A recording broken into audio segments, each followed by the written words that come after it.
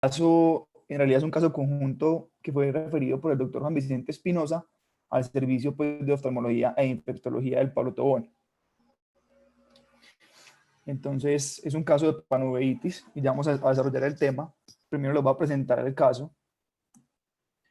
Esta fue una paciente que el 23 de septiembre del año anterior consultó al servicio pues, de oftalmología privado del doctor Juan Vicente con antecedentes de hipertensión, hipotiroidismo, dermatitis de contacto, un incidentaloma adrenal del cual no tenemos información y una cicatriz pulmonar que venía en estudios hace aproximadamente 2 años con tomografías previas que no habían encontrado ninguna patología asociada. Es una mujer de 48 años y como factor a resaltar importante, la paciente trabaja en un hangar de aviación y se presentó con 15 días de dolor y fotofobia en ojo derecho. Y le habían dado manejo con esteroide intramuscular, prednisolona tópica y tropicamida con poca respuesta. Y le habían enviado unos paraclínicos, que fueron con los que consultó el doctor Juan Vicente.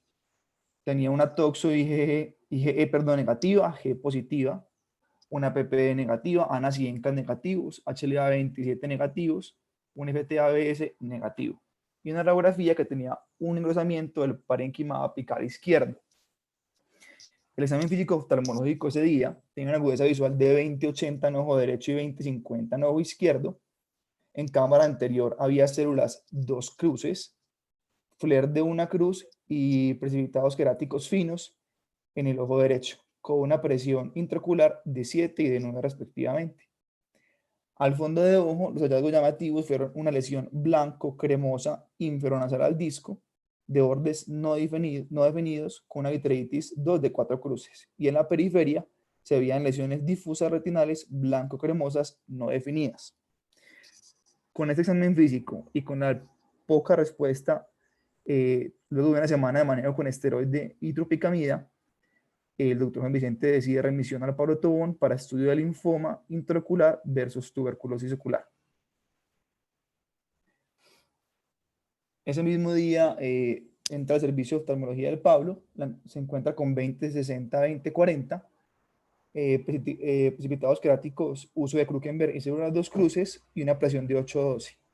El fondo de ojo es prácticamente el mismo descrito por el doctor Juan Vicente y se hace un diagnóstico de una panuveitis derecha, no granulomatosa, sin respuesta. Se solicita valoración por medicina interna, neurología e infectología, y para descartar linfoma se solicita TAC de órbita simple y contrastado. Al día siguiente es valorado por infectología, quienes ordenan cuantiferón para TB y broncoscopia, y adicionalmente serología para brucela, histoplasma, bartonella y antigenuria para histoplasma capsulato. Esta tomografía que se ordena es a la cicatriz apical izquierda, la cual el paciente venía en estudios que no teníamos ningún estudio positivo o información sobre esto. El 25 es valorado por el servicio de retina. Retina encuentra 20/70 mejorando a 20/60 con pinhole y 20/40 mejorando a 20/25 con pinhole. La cámara anterior ya no tenía hallazgos y el fondo de ojo tenía un adelgazamiento del EPR con una vitritis de una cruz y sin lesiones que sugieran proceso infeccioso vascular o tumoral. Definen una alta sospecha de retinocoiditis recurrente por toxoplasmosis.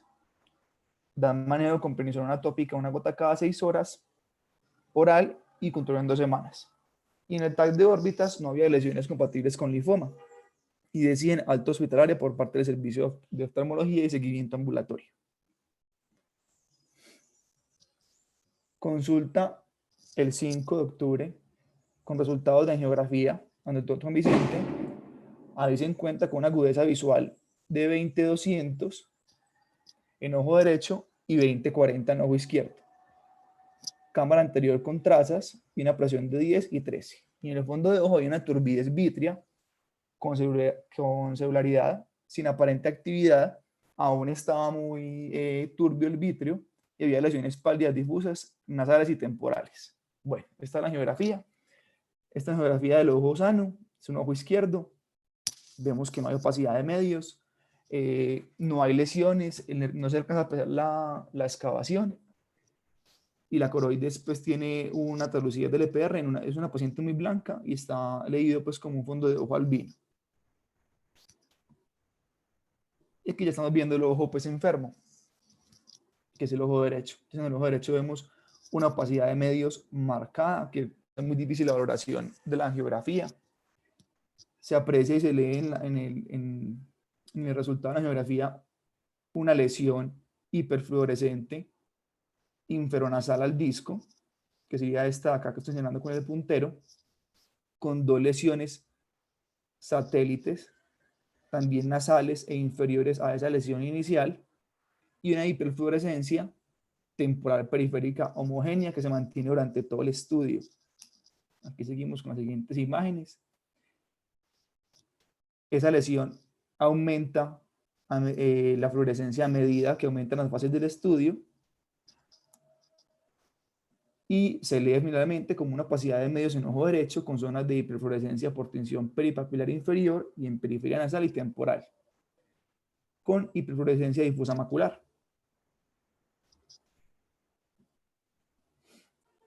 Luego la paciente consulta por urgencias el 10 de octubre por no presentar mejoría. Se recogen todos estos resultados con una fijación de complemento para Histoplazma capsulatum 1,64, altamente positivo en estas diluciones. Se le hizo un lavado bronquialveolar de esa lesión pulmonar, que fueron negativos para tuberculosis, que recordemos que eran de diagnósticos diferenciales propuestos de manera inicial: Brucella negativo, HIV negativo, BDR negativo, y galactomannan y citología negativo también de ese lavado bronquialveolar. Infecto decide que el diagnóstico más probable es histoplasmosis e inicia en voriconazol intravenoso y deja la alta 200 miligramos cada 12 horas por 3 meses.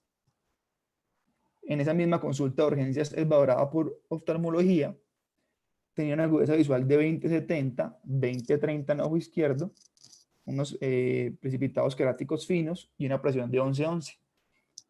El fondo de ojo muy vítreo, con una reacción vítrea de 3 cruces, y la hipopigmentación peripapilar inferonasal, asociada probablemente a la lesión que se había visto en la angiografía. Se decide que el paciente ya tiene el manejo adecuado en ese momento y se da de alta para seguimiento por retina e infectología. Estos son 3 seguimientos en el consultorio del doctor Juan Vicente. El 22 de octubre la paciente ve 20-100 y 20-30. Y en el fondo de ojo se ven lesiones en periferia de ojo derecho ausentes, dejando atrofia, y el vítreo persistía turbio. Y se planea un seguimiento con ecografía en diciembre. Al siguiente mes la paciente consulta por dolor en ese ojo a los movimientos oculares y veía cuenta dedos a 2 metros. En el fondo de ojo se veía un vítreo muy turbio, sin lesiones de actividad cororetinal, y se programa para realizar en enero vitrectomía posterior más kenacor subtenue. El 23 de diciembre, en un seguimiento, la paciente vuelve con una agudeza visual de PL y una PIO de 3 y de 12 respectivamente. Y en el fondo de ojo había una turbidez vítrea severa con membranas densas. No se aprecian detalles por la turbidez y solamente se alcanza a ver en la periferia que la retina está aplicada. En este momento la paciente se programa para el procedimiento referido, o sea, una detectomía posterior, y hubo problemas de autorización con Suramericana. Por lo cual la paciente fue llevada, una vez autorizado el procedimiento,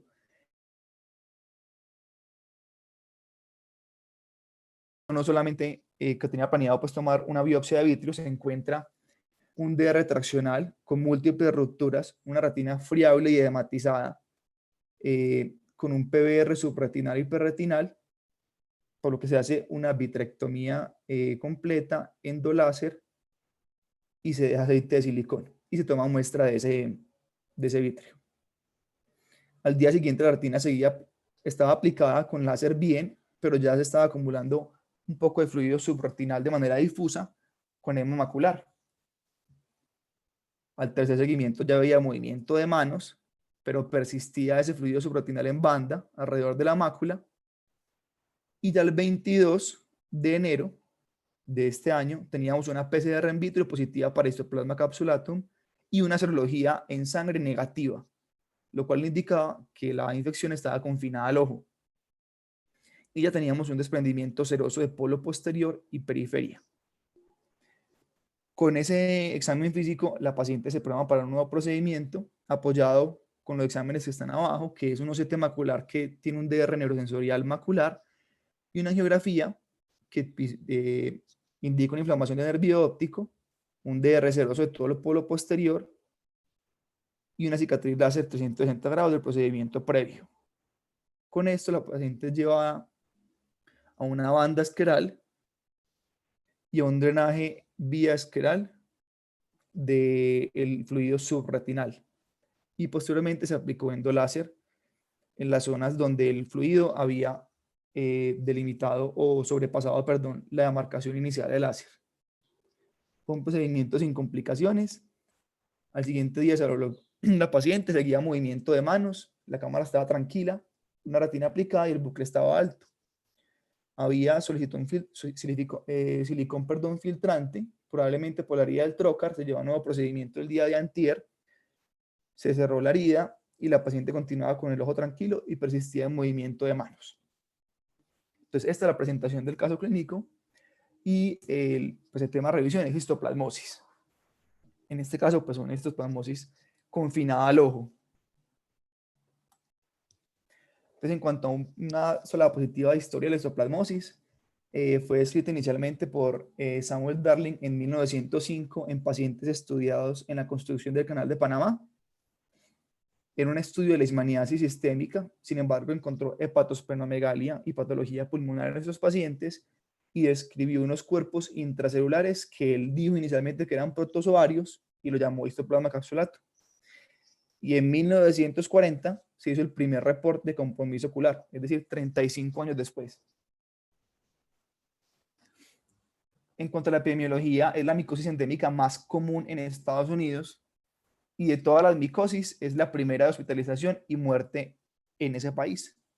Y se describe un cinturón de histo que está compuesto por Arkansas, Kentucky, Missouri, Tennessee y Virginia Occidental, que característicamente se encuentran alrededor de la extensión del río Mississippi. En Estados Unidos se presentan 500.000 casos al año y esto aumentó con la pandemia del VIH y el uso de calcineurina e inhibidores del factor de necrosis tumoral.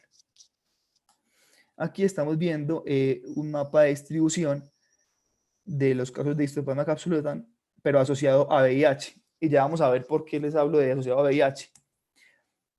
Para el caso de Colombia, los 3 estudios grandes que hay de la epidemiología de esta enfermedad, el primero fue llevado en el Hospital San Ignacio de Bogotá, fueron 34 pacientes desde el 2012 al 2016, durante 4 años, y el 73.5% de los pacientes con histoplasmosis presentaron VIH. El estudio llevado en Medellín afectó a 44 pacientes de 709 pacientes con SIDA, es decir, el 6.2%, y ninguno era negativo para VIH. Y el estudio número 3, que es el inferior, que es el más grande que se ha hecho sobre la epidemiología local de histoplasmosis entre 1992 y 2008, se encontró entre los 20 departamentos 432 encuestas y el 89.8 eran pacientes positivos para VIH, lo cual estamos viendo que la histoplasmosis está asociada de una manera muy importante a estados de inmunosupresión y característicamente la paciente referida pues en el caso clínico era una paciente que no estaba inmunosuprimida o ningún estado de inmunomodulación que la llevara a factor de riesgo. En cuanto a los factores de riesgo encontrados para la infección por histoplasma capsulatum, están los pacientes que trabajan en la agricultura, en gallineros, cuevas, cuando hay remodelaciones o edificaciones antiguas, tala de árboles y la presencia de VIH a una presentación diseminada. Entonces, recordemos que nuestra paciente trabajaba en un hangar. Entonces, todos los lugares donde haya presencia de palomas, murciélagos, y se pueda acumular los materiales de desecho de estos animales, confieren un factor de riesgo para el desarrollo o el contagio de Histoplasma capsulatum. Perdón, esto se devolvió. ¿Cómo se contagia la enfermedad? A través de la inhalación de microconidias luego de ser liberadas en sitios contaminados, ya previamente mencionados. Generalmente la infección primaria en los pacientes inmunocompetentes es asintomática. Se ha descrito que hay una excepción cuando hay un alto inóculo y da síntomas iniciales como de una gripa. Y la infección primaria genera inmunidad celular a una reinfección. Y tener bajas células T genera un riesgo de una presentación diseminada y mortalidad. Entonces, grosso modo, se da la inhalación de las microconidias. Esas microconidias van a los alvéolos, los macrófagos endocitan. Cuando endocitan estas microconidias pasan al estado de levadura, ahí se opsonizan y esos fagosomas pasan a la linfa.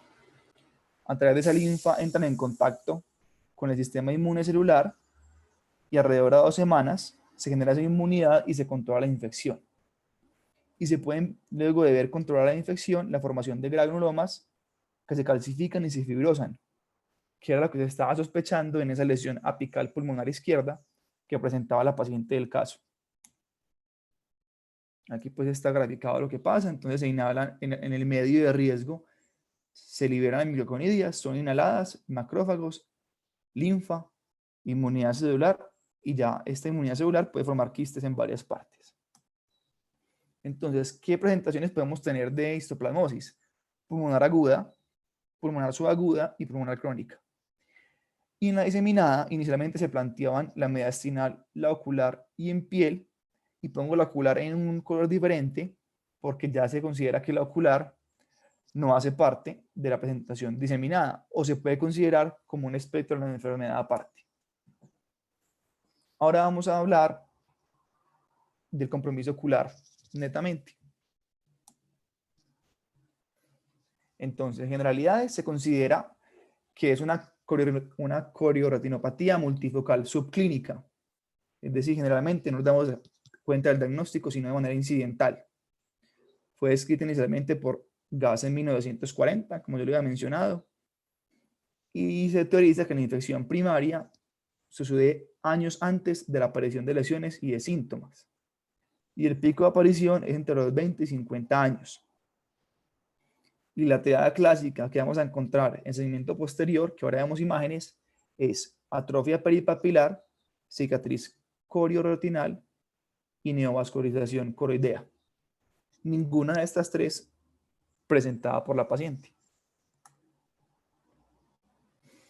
Y hemos hablado del cinturón de Histo, que es alrededor del Mississippi, y el Valle del Río de Mississippi y Ohio son lugares donde se han publicado o donde se encuentran mayor número de publicaciones sobre histoplasmosis. ¿Y por qué? ¿Y esto qué sugiere y para qué sirve? Que las zonas de alta prevalencia generan una exposición repetida de los pacientes a la histoplasma o al histoplasma capsulatum. Y se dice que esto es un factor de riesgo independiente, porque en los pacientes que están expuestos de manera repetida a la noxa son los que más se han encontrado hallazgos oculares relacionados con pruebas positivas para histoplasma, que ahorita vamos a hablar un poquito de eso. La incidencia y prevalencia propia de la histoplasmosis ocular no se conoce porque no es una enfermedad de reporte obligatorio, porque es un hallazgo incidental y si el paciente no tiene lesiones maculares puede pasar inadvertido por sintomatología. En zonas endémicas se ha encontrado una cicatriz atrófica presuntamente por histoplasmosis ocular en 1.6 a 5.3% de la población, entonces uno podría guiarse más o menos ahí de la prevalencia. Y un ojo enfermo tiene un riesgo del 12% por año de generar neovascularización subretinal o yuxtarretinal, macular, y lo que le confiere mayor riesgo de ceguera. Este es un estudio grande realizado en Estados Unidos, donde se cogieron 50 millones de historias clínicas con diagnóstico de histoplasmosis. De estos, 6.000 tenían retinitis por histoplasma, solamente 0.01% de los pacientes. Fueron llevados a un estudio de 2 años, a un seguimiento de 2 años, el 41% de estos 6.000, y 2.000 no hicieron neovascularización y 689 sí lo hicieron. Y se estudió el seguimiento con OCT y el manejo con anti-VEGF, con el único fin de decir cuánto le cuesta esto al sistema de salud por paciente por año a Estados Unidos. Un paciente que no genera neovascularización le vale $251 al año a Estados Unidos, y el que tiene neovascularización le vale $1.251 al año. Ahora vamos a hablar de la presentación clínica en el ojo. Yo puedo tener una endoftalmitis, descompromiso de uvea y retina por histoplasma. Esta digamos que es la presentación más rara. Un granuloma coroideo solitario y el presunto síndrome de histoplasmosis ocular, que ya vamos a hablar por qué le dicen presunto síndrome. Es un diagnóstico clínico con la triada clásica que generalmente se describe como hallazgos en segmento posterior sin vitreitis. Les resalto y recuerden que la paciente marcaba una vitreitis marcada. Y se debe encontrar en ambos ojos al menos 2 de 3 de los siguientes: una atrofia coriorretinal peripapilar, una cicatriz coriorretinal macular o en la media periferia, descritos como histospots o puncture out en el OCT, y neovascularización coroidea. Entonces, en esta imagen, en la imagen de la derecha encontramos una atrofia peripapilar circunferencial de predominio temporal. En la izquierda encontramos también una atrofia circunferencial de bordes más irregulares, una neovascularización superotemporal a la mácula y 2 lesiones hiperpigmentadas que sugieren cicatriz atrófica. Esto se describe como la atrofia peripapilar clásica de la histoplasmosis. No es tan hiperpigmentada y es de bordes más irregulares. Y en cuanto a las imágenes soportadas por angiografía, encontramos aquí una neovascularización, o lo que presuntamente es una neovascularización en la foto a color, y se ve que desde las fases tempranas arteriales hay una captación o una hiperfluorescencia del contraste, que en las fases más tardías genera escape del mismo, lo que sugiere esta neovascularización por una incompetencia endotelial, que permite esa liberación del contraste. Y hay una presentación diseminada. Este es un caso de una paciente de 28 años que consultó con 2 semanas de deterioro de la agudeza visual, ingresó en el ojo derecho con movimiento de manos y en el ojo izquierdo con una visión de 20/100. Sí, podemos ver las lesiones blanco-amarillentas, cremosas, de bordes difusos. Estas están inferiores y supertemporales a la mácula, y sobre la mácula, cae sobre la mácula. Se encontró que la paciente tenía un VIH de novo, que tenía histoplasmosis pulmonar y en abdomen y en el ojo.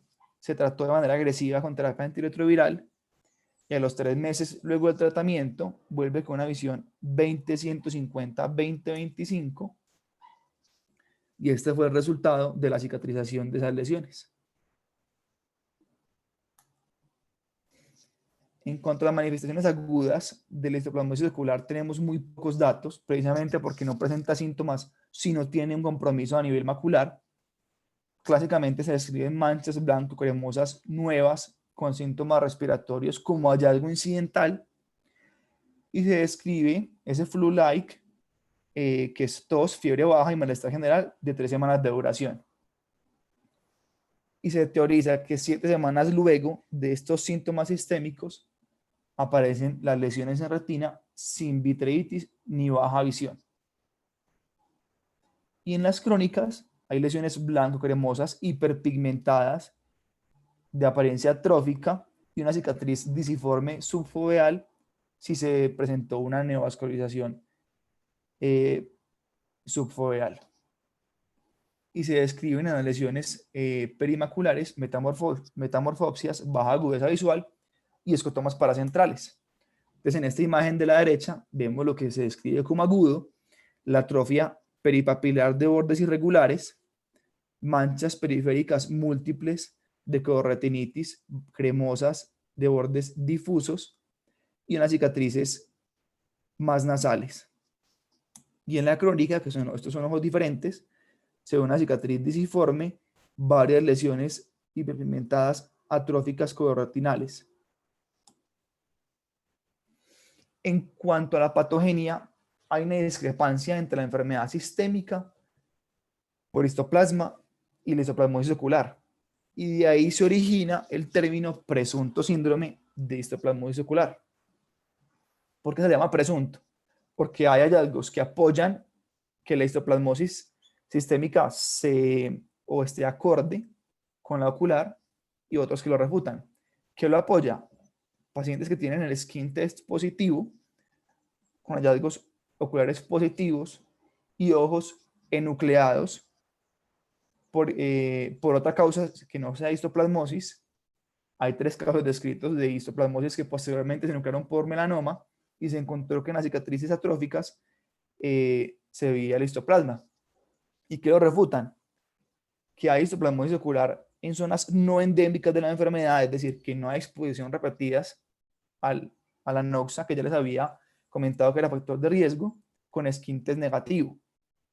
¿Qué lleva a eso? A que esa teoría que refuta la relación sistémica con la ocular habla de que es un componente inmunológico más que infeccioso. Es decir, que esa exposición sistémica al histoplasma genera una reacción inmunológica que se concentra en el ojo. Caso que en nuestra paciente varía porque encontramos una PCR positiva en vítreo para histoplasma. Es decir, que sí estaba el hongo a nivel ocular. Ya en cuanto a la patología coloretinal, se teoriza que llega a coroides o vasculación coroidea, el histoplasma, en una reacción inflamatoria local con una irrupción del EPR, de la membrana de Bruch y el EPR. Entonces, ¿qué puede pasar? Pueden pasar varias cosas.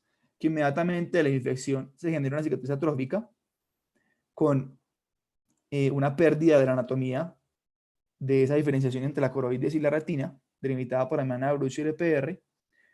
Puede generarse una neovascularización sub-EPR con un desprendimiento seroso de la retina y finalmente creando una cicatriz disiforme, depende de la ubicación anatómica en la que esté. Lo que busca explicar esta patología o esta patogenia, perdón, es que no existe o no se ha encontrado un paso a paso. Es decir, usted puede pasar directamente a una cicatriz coloretinal porque a veces no son fáciles de ver las lesiones agudas. Ahorita vamos a ver cómo podemos identificarlas. O puede tener todo el proceso de generar un DR, un fluido subretinal seroso y generar complicaciones como membranas neovasculares. Y de aquí viene la teoría de siembras coroideas, que hay una inhalación, replicación en macrófagos alveolares, fungemia y siembra hematógena a coroides. Y esto se presenta porque hay histología con infiltrados linfocíticos en histospots y cicatrices atróficas. Y la forma de identificar estas lesiones que son difíciles de ver al fondo de ojo es por hipoautofluorescencia que se presenta por una ruptura de la membrana de Bruch y del EPR, que más adelante vemos las imágenes para que nos quede más claro. Vamos a hablar un poco del diagnóstico. Entonces, ¿qué vamos a encontrar en cámara anterior? Entonces, hay ausencia de inflamación anterior y vitreitis. Es decir, que nuestra paciente se sale de este hallazgo clásico. Y en posterior hay una atrofia peripapilar, 15% de los pacientes no lo tienen. Hay una cicatriz corioretinal y neovascularización en ausencia de vitreitis y debe haber al menos 2 de estos. Y la presencia de cicatrices periféricas fuera de las arcadas o sobre las arcadas aumenta la sospecha.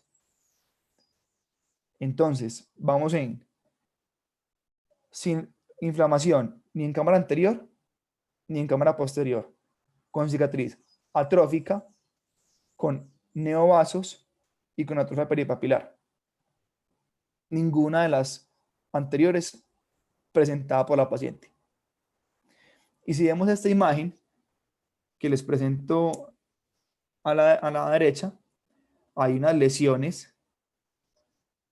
profundas a nivel de la arcada temporal inferior, una lesión sugestiva de neovascularización o cicatriz a nivel supranasal a la fobia, que pueden ser descritos como histospots, que se describen como ovales distribuidos de manera aleatoria en la periferia de un diámetro de 0,1 a 0,5 diámetros de disco, de bordes difusos y pigmentación variable.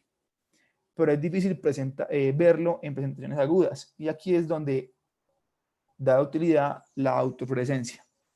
Miren detenidamente esta imagen y les voy a presentar la autofluorescencia de este mismo ojo, donde se revelan o se descubren otras lesiones hipoautofluorescentes, que en este caso hacen referencia a cicatrices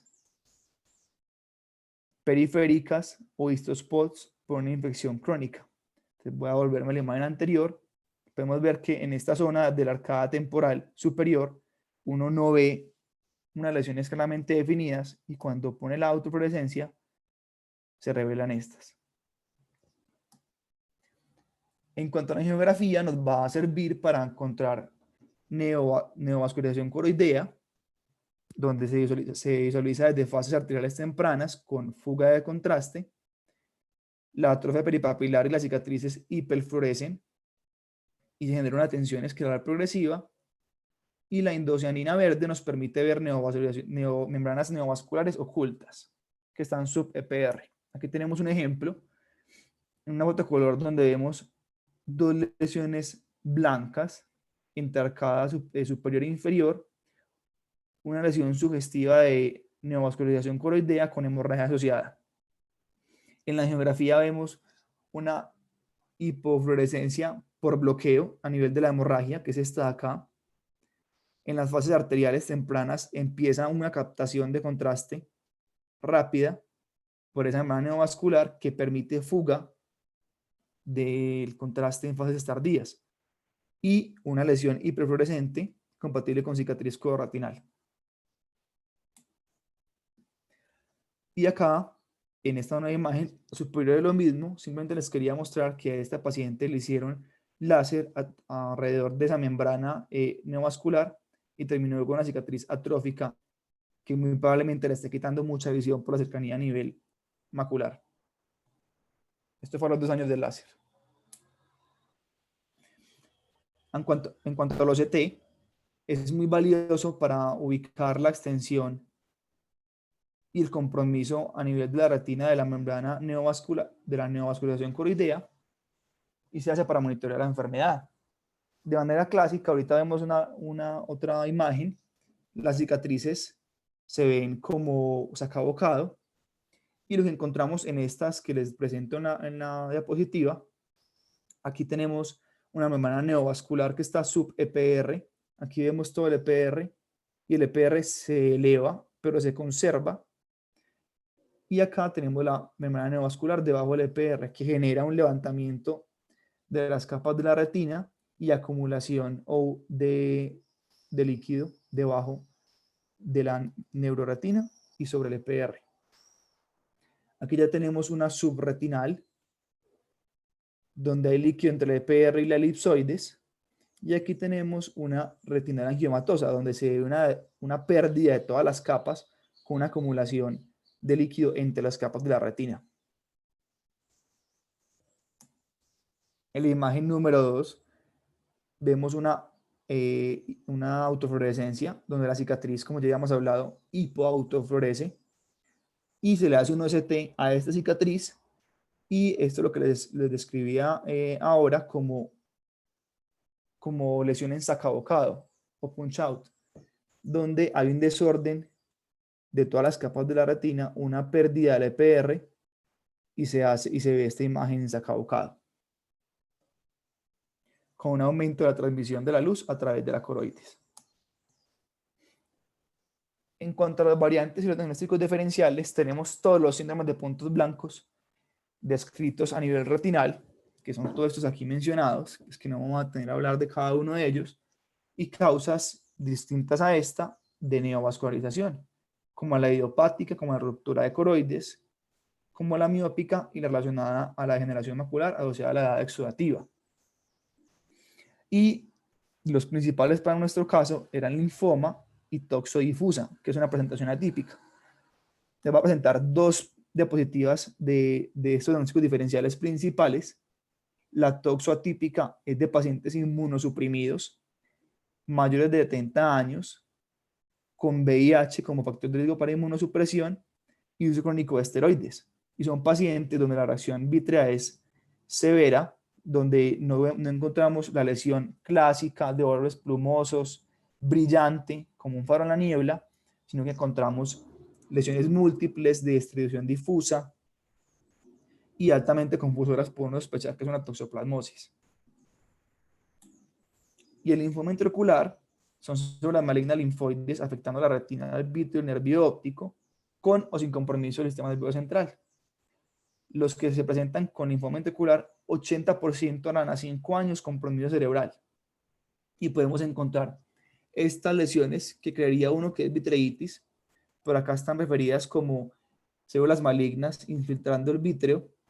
Podemos encontrar una lesión única como esta o difusa como la inferior izquierda. Esta imagen es el mismo ojo luego de tratamiento.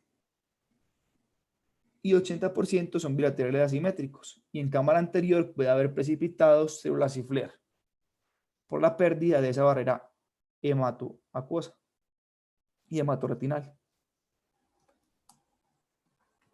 En cuanto al tratamiento de esta patología, digamos que no vamos a encontrar mucho relacionado con nuestro caso porque es un caso raro, pero años atrás se hacía ablación vascular con láser, con terapia fotodinámica. En los estudios referidos en ese entonces sobre la ablación con láser, se encontró que tratar con láser las membranas neovasculares extrafoveales y yuxtafoveales mejoraban la línea de visión de 4.5 versus 0.9. No vamos a detener más en esto porque esto ya no se hace. Con el advenimiento de los anti-VEGF, esa terapia se dejó atrás. En este estudio, en el 2017, con 39 pacientes, se estudió el uso de Fliverset en neovasos o en neovascularización, perdón, causada por presunto síndrome de histoplasmosis ocular, que es el Handle Study. Eran dos grupos. En uno se dio mensual por 3 meses y luego cada 2 semanas por 12 meses más. Y en el otro se hizo Inject and Stent, que se inyecta las primeras dosis, las primeras 3 dosis, y luego, según OCT, se decide si, y agudeza visual se decide o no si se ponen nuevas dosis. En este caso se decidió poner nuevas dosis en ese grupo. Se había pérdida de una línea o más de visión, se había líquido subretinal o se había nuevas fugas o hemorragias en la angiografía. ¿Qué se encontró en el estudio?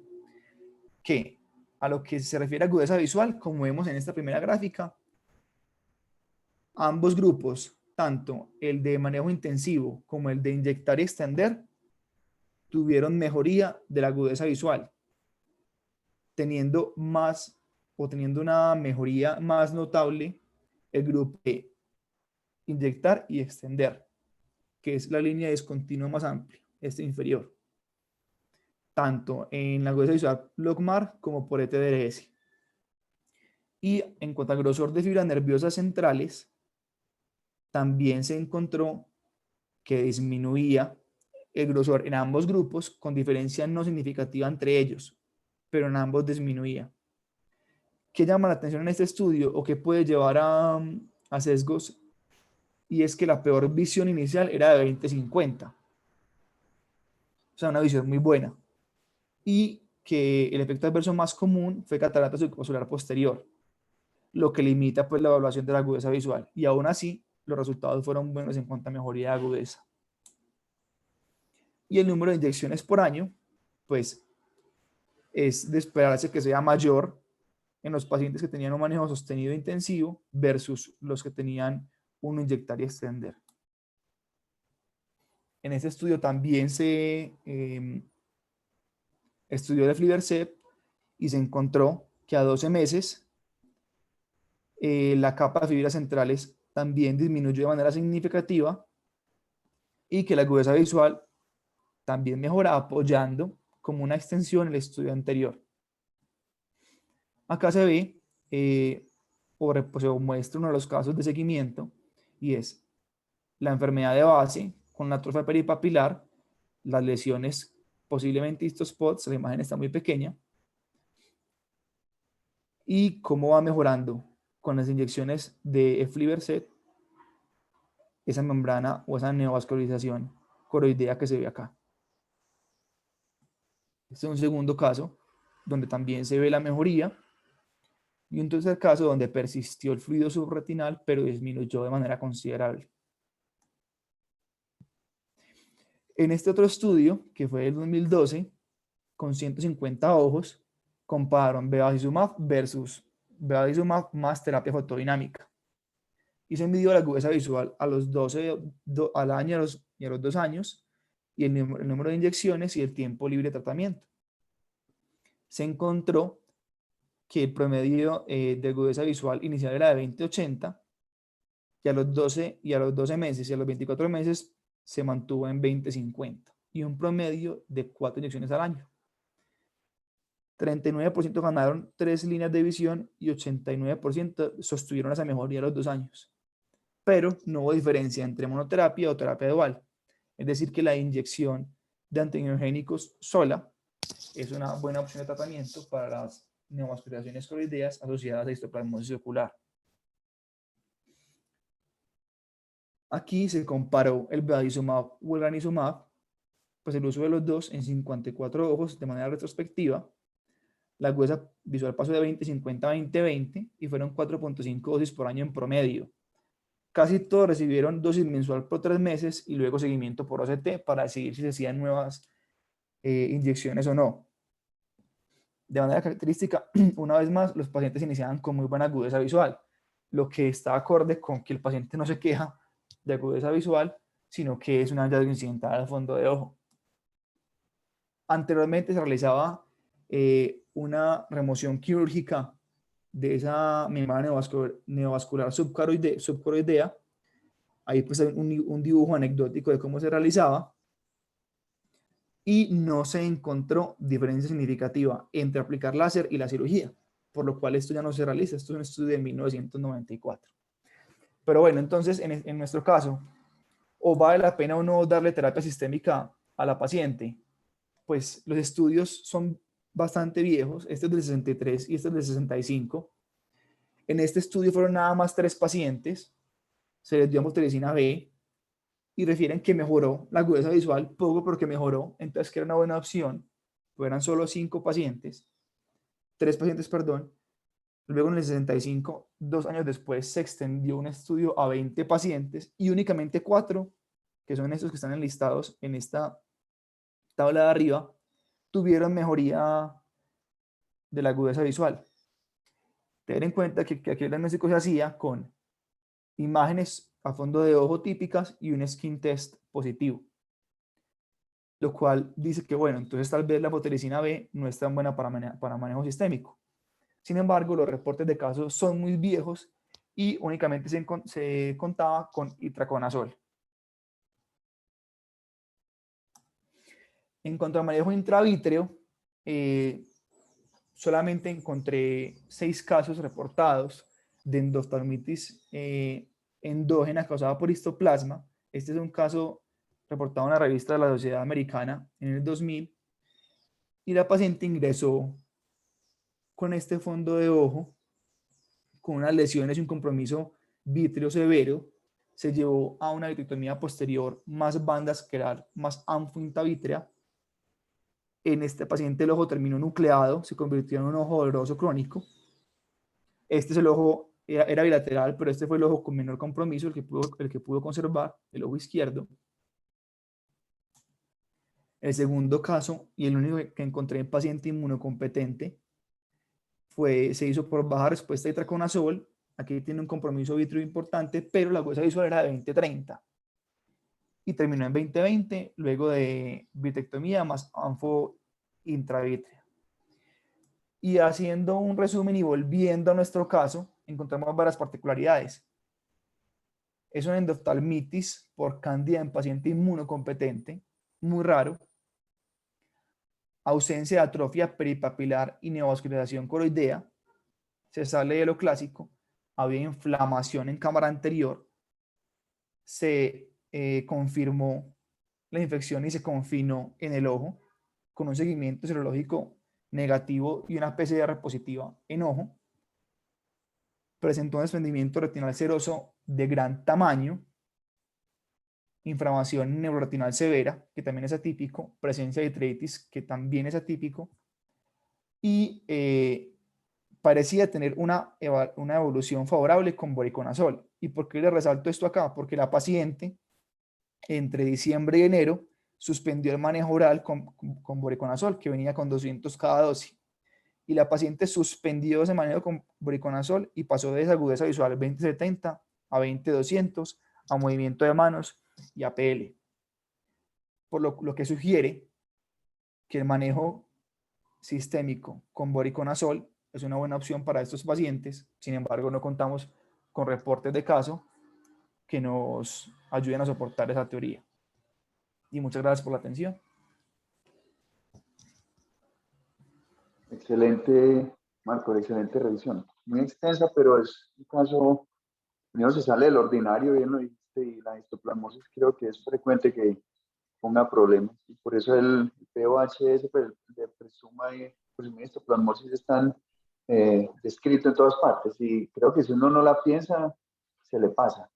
Muy buena evaluación por parte de Juan Vicente. Juan está de creo que por acá. No sé si él quisiera hablar alguna precisión al respecto. Pero qué caso tan complicado y me parece excelente la revisión tuya. Gracias, doctor. Muchas gracias. Buenos días a todos, ¿cómo están? Doctor. Sí, este es un caso muy atípico. Incluso yo siempre pensé que era un linfoma por la presentación de las lesiones y era una paciente inmunocompetente. No había razón por la que tuviera esa reacción vítrea tan severa. Luego de la biopsia encontramos que era el histoplasma, el causante de toda la tragedia. Y incluso durante la cirugía del desprendimiento de retina tenía una neuritis óptica que llamaba muchísimo la atención, o sea, no coincidía con el cuadro clínico de histoplasmosis. La otra cosa que dijo Marco, que era el tratamiento sistémico, que cuando lo suspendió la paciente empeoró de una forma marcada. Nos puede dar a entender de repente que el tratamiento sistémico sigue siendo importante para mantener este tipo de casos raros. Pues en conclusión, todavía la estamos tratando. La paciente ha evolucionado favorablemente, anatómicamente, pero la visión sigue en movimiento de manos. Pues el nervio óptico está muy pálido, aunque la retina esté ya aplicada y con la mácula en buen estado, no tuvo una agudeza visual favorable. Buen desenlace. Pero pues, la orientación diagnóstica muy compleja en este caso, muy difícil. Me felicito. Sí. Hola. Moni. Hola, es que no sé si es que yo no vi que a esta paciente le pusieron anfotericina 20 intraocular intravítrea en el último procedimiento y pues por primera vez en 6 meses ella va ayer sin dolor. Entonces la anfo B intraocular sí le ha servido. No sé si hablaron de eso, pues porque no lo vi. Sí, faltó que Sí, se no dijera lo que se le mencioné. había aplicado la anfotericina B. Se le puso anfovitra en el procedimiento que se hizo el bucle esqueral. Y se le está dando tópica reforzada todavía para complementar eso. También. Eso es muy difícil, mucha cosa que aprender de él, obviamente. Sí, sí, es un caso que no había una presentación previa como para uno guiarse cómo tratarlo. Pero No, eso es lo bueno, importante de apoyarse y de hospitalizar los pacientes y apoyarse en infectología, apoyarse en medicina interna. Los oftalmólogos también tenemos que tener en cuenta que siempre hay la posibilidad de hospitalizar. Y Marta Muñoz me enseñó a mí hace muchos años que cuando uno tiene un paciente complicado, es mucho mejor hospitalizarlo y estudiarlo por completo, porque eso ahorra tiempo y tal vez puede ayudarle a un paciente a tener un pronóstico muy malo, ¿no es cierto? Entonces, en este caso, la infectóloga de aquí en el Palo Tobón fue clave en esta evolución de un paciente que no sabíamos que tenía, ya le dio el tratamiento adecuado y bueno, al final la paciente todavía tiene su ojo y esperemos que no quede un ojo doloroso. E incluso ya se reinició el voriconazol sistémico y la paciente se encuentra mucho mejor, pues el globo ocular, pues como tal, en la cavidad vítrea, en cámara anterior, está mucho mejor. sí, apoyando lo que dice Mónica, es cierto, hay pacientes que ameritan manejo interdisciplinario. Entonces, obviamente, no, que no se nos olvide eso. El ojo no es una entidad aislada del resto del cuerpo y se puede ver beneficiada por el manejo pues, de otras disciplinas. En este caso, era un proceso infeccioso y el apoyo de infectología fue muy importante. Y lo otro es la toma de la muestra del vítreo. A veces hay que hacerlo. Yo sé que uno tiene miedo porque los ojos uno los toca inflamados, sobre todo los niños tienen riesgo de tisis bulbi, pero la respuesta estaba en el vítreo y la única forma de comprobarlo fue hacer en la vitrectomía. Sí, claro, cuando hay una indicación clara, sí, claro que sí. Sí, porque obviamente no debe ser un procedimiento invasivo y con riesgo. Claro, hay que seleccionar bien el paciente.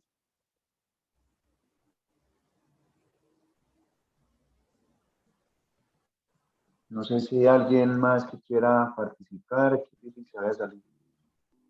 No sé si hay alguien más que quiera dar algún tipo de anotación. Felicitaciones, Marco, muy buena, muy buena revisión. Doctor, muchas gracias.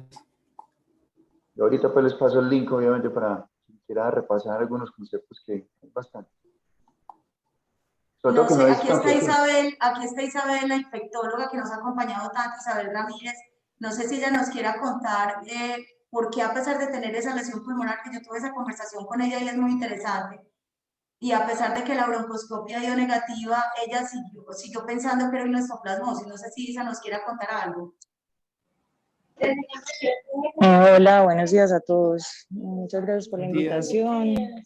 Realmente, a ver, pues cuando uno aborda al paciente desde todo el punto de vista epidemiológico, pues desde que uno interroga a la paciente llamó la atención que trabaja en Hangar, ¿cierto? Ustedes saben que cuando nosotros vemos un paciente pues, con el diagnóstico que ustedes le hacen de uveitis, panoveitis, en fin, entonces empezamos a buscar pues como la etiología infecciosa, porque de hecho ya la paciente venía estudiada y se le había hecho toda la parte inmunológica y había sido negativa. Él tenía pues un antecedente muy fuerte que era trabajar en un sitio que es de alta contaminación, que es el hangar. No podemos decir obviamente en medicina que por esa razón a la señora le dio eso, pero sí es un factor de riesgo epidemiológico como lo resaltó el doctor Marcos. Y adicionalmente tenía pues una cicatriz pulmonar. Yo me conseguí las imágenes con radiología de Sedimed porque ella tenía tres tomografías de años anteriores y de hecho la radióloga me dijo, comparado con lo que le habíamos hecho acá, que la TAC no había cambiado absolutamente nada, pero es muy raro un paciente que tenga un compromiso en ojo más un compromiso pulmonar, siempre nos orienta. Con la epidemiología, bueno, pensábamos, bueno, sí tiene riesgo de isoplasma, pero siempre obviamente en Colombia hay que pensar en TB y por epidemiología es más factible que sea una TB a un ISTO, ¿cierto?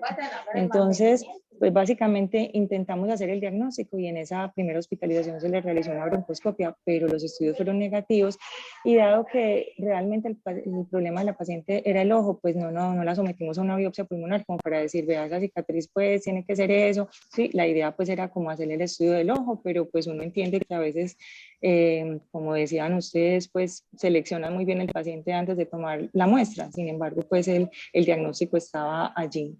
Dentro de los estudios, entonces, por la presunción diagnóstica se le solicitó la fijación de complemento que es un estudio que según la titulación te demuestra si hay un alto componente inflamatorio asociado a la exposición previa por el hongo.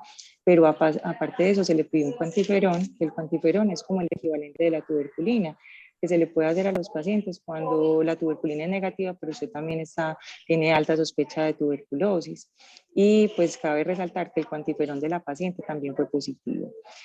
Sin embargo, tenía algo serológico que indicaba que había tenido contacto con histoplasma, más toda la epidemiología. Pues apenas obtuvimos ese reporte, se llamó a la paciente, ella vino un sábado y se decidió hospitalizar porque pues no teníamos otra manera pues de intentar. Yo le dije, yo no estoy segura que esto sea lo que le está enfermando su ojo, pero es lo único que le puedo ofrecer para evitar que esto siga progresando. Sí, esa es la etiología, pero no me quedo tranquila y por eso hay que seguir los estudios y definir cuándo le van a hacer la vitrectomía. Así que se le empezó el tratamiento. Entonces creo que aquí vale la pena resaltar lo que hablaba también el doctor Marcos, y es que los estudios son muy viejos y entonces uno no puede hablar de lesiones clásicas ni presentaciones clásicas porque es que eso es tan raro y todos los reportes son tan antiguos en una época en la que solamente de terapia antifúngica existía el itraconazol. Y ustedes saben que el ojo representa una barrera muy importante para los medicamentos, así sean administrados de manera sistémica, y por esa razón el itraconazol no penetra la barrera. Así que por eso dicen, no, es que eso muy probablemente sea inmunológico, pero es que eso, yo pienso que eso no está tan bien estudiado porque pues muchas veces no tenemos todos los especímenes de vítreo que quisiéramos para hacer las PCRs, porque es la única manera de hacer el diagnóstico. Entonces los estudios son tan viejos que tampoco había mucha disponibilidad de PCR y se daba itraconazol y los pacientes no mejoraban, pero básicamente porque el itraconazol no penetra. Cosa diferente con voriconazol, que sí logra una penetración un poco mejor y provee pues una posibilidad. A la paciente inclusive después de que se le puso la terapia con el azol, se le hizo una nueva fijación de complemento que fue negativa, es decir, había como una respuesta, pero pues es lo mismo que te digo, o sea, yo no me puedo inventar el diagnóstico, parece, pero pues es imposible usted con una prueba confirmatoria quedarse con ese diagnóstico y me asustaba mucho que la paciente sí tuviera un linfoma y la dejáramos solamente tratándola con voriconazol si no mejoraba. Afortunadamente, pues al menos para el diagnóstico y para excluir algo pues maligno, a la paciente se le hizo el procedimiento y se logró hacer pues confirmar el diagnóstico. Yo creo que cabe resaltar pues que es importante pues como la aproximación y pues intentar tener el espécimen para ofrecerle pues como la mejor terapia a la paciente. Desafortunadamente ella suspendió el voriconazol en diciembre. Pues la idea era mantenérselo porque las notas de oftalmo anotaban pues que ella venía como un poco mejor, pero ella en diciembre consultó porque estaba con un prurito intenso, tenía un brote, realmente no hizo una reacción tipo DRE, se le hizo pruebas de función hepática, el hemograma, la función renal, la bioquímica hepática estaba normal, pero la paciente esa pues también es muy nerviosa, muy ansiosa, y como tenía pendiente el procedimiento, pues entonces, y como no teníamos confirmación, pues yo le dije, listo, si no estamos seguros, ya tienes pendiente el procedimiento, suspende el medicamento y miramos qué pasa. Y ahí fue cuando ya se desencadenó el resto, pues sí tuvo como un franco deterioro. Desafortunadamente también pues como asociado a una aparente reacción adversa al medicamento, que hasta ahora veo pues que no lo ha vuelto a tener con el reinicio, sin embargo yo no le he vuelto a valorar. ¿Alguna otra pregunta? No sé, pues muchas gracias. No, gracias por el apoyo, doctor. Importantísimo para todos los casos, en este obviamente mucho más. Muy, muy interesante. Nada, pues nosotros estamos siempre como atentos a lo que necesiten y creo que pues entre todos somos un apoyo porque básicamente pues el fin es que los pacientes tengan un buen resultado de sus enfermedades y sus consultas al hospital. Creo que eso abre un poquito más el ojo al espectro diagnóstico, que no todas las cicatrices pues retinales son toxo, ¿cierto? O que todo puede ser TBE, que vale la pena tomar muestras, que hoy en día tenemos más herramientas diagnósticas para hacer un poquito más valedero, pues como los tratamientos que hacemos, porque hacer tratamiento empírico de un ojo, creo que pues los ojos son demasiado valiosos para uno decidir pues como poner terapia empírica y saber qué pasa. Pues, tiene toda la razón. Muchas gracias, doctor.